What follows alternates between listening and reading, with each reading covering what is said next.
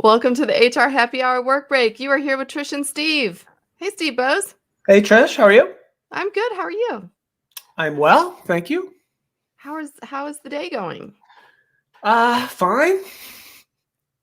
That sounds really boring. It sounds like it's not going well at all. It's a good Wednesday. We just recorded a podcast. We finished like 10 minutes ago with We our did. friend from Oracle, which will be running not until after the new year, but it was a good conversation. I think a good show. Yeah. I really liked that one. Actually, it's interesting because we've been doing a lot of work with Oracle over the last, oh goodness, couple years, but especially recently on their AI at Work study. So we kind of dove into that a little bit more and some of the implications around the Great Resignation and just taking it more broad than just human resources, right? It was sort Right. of more the holistic look at an organization and how you really fare during, challenging times. So hopefully Yeah. it'll be a little different spin than what people are getting anywhere else, and I'm excited for the episode.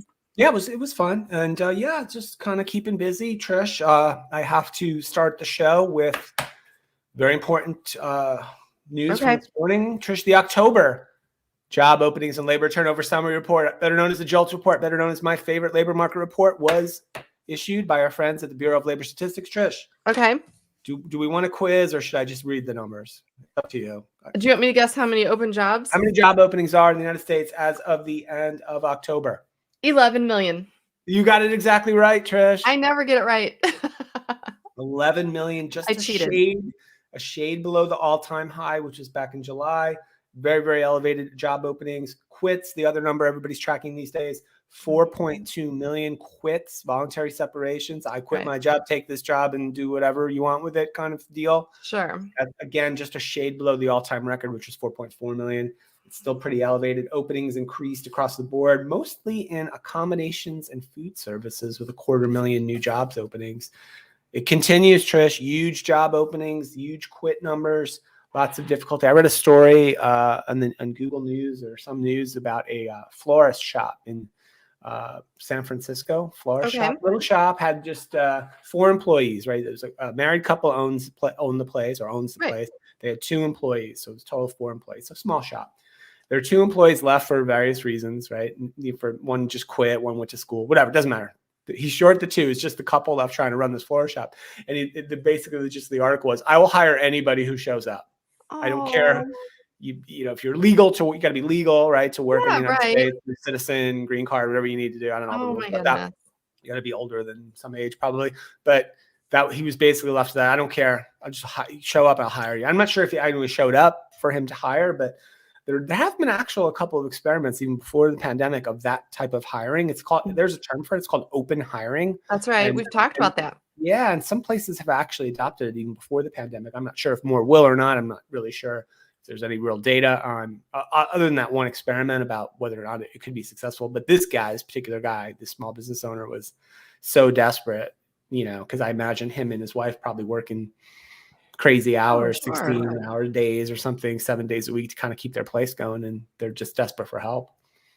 You know what, though? I think that's a good example of like you really could do open hiring probably on a lot more positions.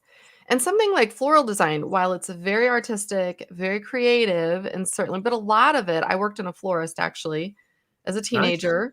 That was my winter job. You can go help this guy out. You've got the skills. Where is he? I want to go help him out. I believe it was in the Bay Area of California, San Francisco area. Well, anyway, no, it was actually a really fun job. And I still use those skills that I gained when I was a teenager, because now instead of spending, $100 on a arrangement or something, I can just go to the florist, grab a bunch of flowers that I like, come make my own arrangement for, $30 worth of flowers. So yeah, there's many pluses to working in floral design. Hey, speaking of jobs, I wanted to do the show yesterday just because, did you hear about the whole Bettercom CEO firing 900 people? I did read the story. What did you think about that? I mean, for anyone that has not heard about this or seen it, CEO's name is Vishal Varg, VARG. Go find him and tell him what you think. No, but he did a mass firing. I'm sure lots of people have told him what they think. Yeah, 900 employees over Zoom. I don't know. What do you? Do you think we actually got asked a question like this yesterday. Is it okay to do mass terminations? Is that ever okay? Yeah, it was handled poorly, and I think he has come out and apologized subsequently He's after. not sorry. Probably not. It was just the backlash he responded to. That's That what it there's a is. couple of really bad looks here. One was that just the mechanism in which he fired 900 people, like on a mass Zoom call. Right. Hey, you're on the Zoom call. By the way, you're terminated effective immediately. Yes. And second was the company had just announced, like the day before, a really big fundraise. I can't remember if it was just Yeah. VC funding or maybe an IPO. I can't remember the details of it, but it was a significant number. And I Yeah. never heard of this company before. Apparently, they have been really successful in the They have online been. banking and online mortgaging business, because they had like 10,000 employees or something like that prior Right. to the mass termination. And then he came out and accused at least a couple hundred employees of stealing, quote unquote, by only working 2 hours a day, working Mhm. remotely, and in billing for 8 hours a day, or clocking in for 8 hours a day. That's another story, to kind of like, if you really had a couple hundred employees, even in a company that size, if you really had a couple hundred employees who are only working 2 hours a day instead of their normal days, and you couldn't figure that out beforehand, that's kind of on you, I think. But yeah, it was really a bad look for him. And I did see also in a follow-up story that a few other executives have went ahead and resigned, like their PR Oh, have person, they? their marketing person, and one other person. I can't Okay. remember what their title was. Not their HR person, by the way, which is another story. But Yeah. I know HR ultimately only has so much power, especially in kind of a founder-driven company like that. But you got to believe Right. somewhere there was an HR person at that company, and head of HR, CHRO, et cetera, who,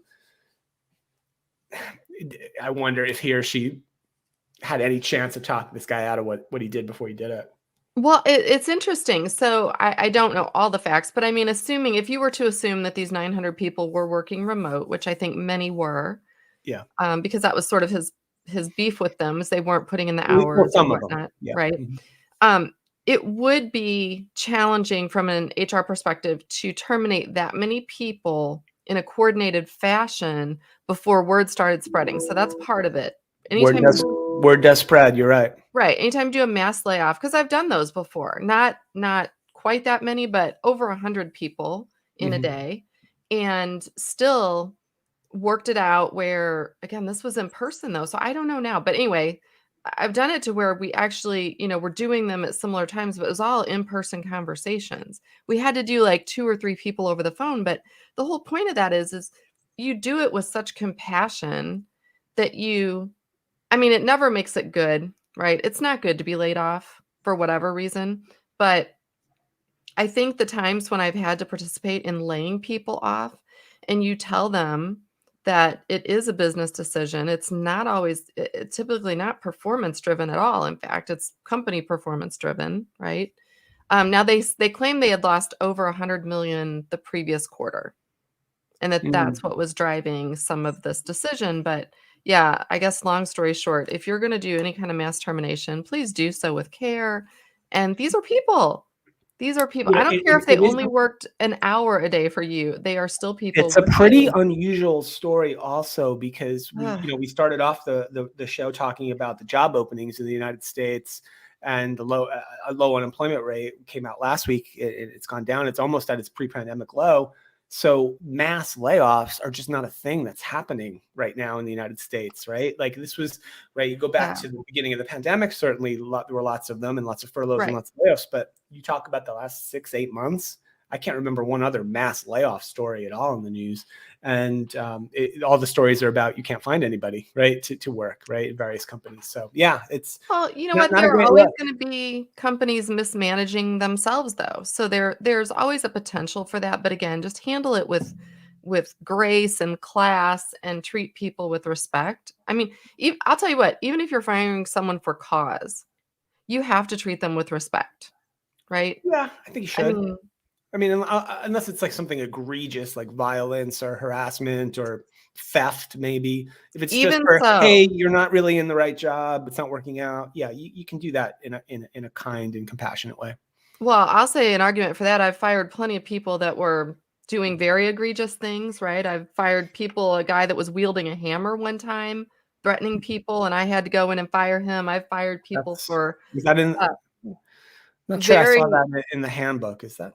Not I have allowed. fired people for sexual harassment that was caught on video, like bad, bad, bad stuff. I still always did it with respect because I'm just for your own protection. There is no upside to not being Yeah, I guess you could look at respectful, the practical element, calm, sadly, right? keeping your personal feelings out of it. Like anyway, so not to Yeah. beat a dead horse, but I I mean, yeah, I this had a guy. CHRO once tell me she had like a pretty big office, and she had her own conference table in her office. And Mhm. I went in there to meet with her one time, not this kind of a meeting, just a normal meeting, right? And I think it might have been the first time I'd been in the office, and I sat in the chair which was closest to the door, and she's like, "No, no, that's my chair." She was a very nice person, but she's not the Oh, type that. right. Yeah. And so I moved, and she said, "You know why that's my chair?" Mhm. And I said, I don't know why. And she said, because that's the one closest to the door. And if I got to get up out of here, because Right. I've had those kind of issues. I've had to terminate Oh, people yeah. that didn't take it well, and I don't want to be trapped with my back against the wall, while this angry person's in front of me, with my escape route being that one door. Like, she literally told me that. 100%. There's so much that goes into that you don't really think about when you don't work doing terminations all the time, but I did a lot of them in my career and, yeah, I would do them actually not even in my own office. I would go to another floor and again, conference room, I'm by the door, easy out. You have, police especially if you think it's gonna potentially get bad, right? You Trish, I wanna want to make give you one sure. more before we get out of here. Here it Okay, is. You ready? I'm ready. Dictionary.com, which I consult all the time. Okay. Dictionary.com announced its word of the year for 2021. Oh, You'll probably never guess it. So pandemic.